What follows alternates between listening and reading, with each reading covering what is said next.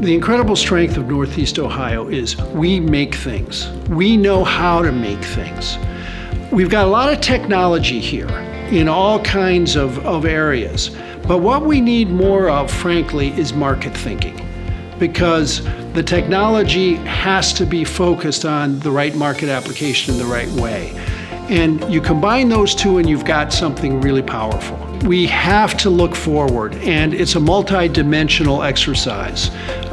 We've got to have the process technology, we've got to have the innovation capability, we've got to have the talent, and frankly, we've got to have the capital and the leadership in the region to move things forward.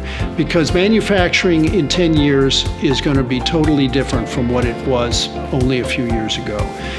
We've all got to be committed to this together.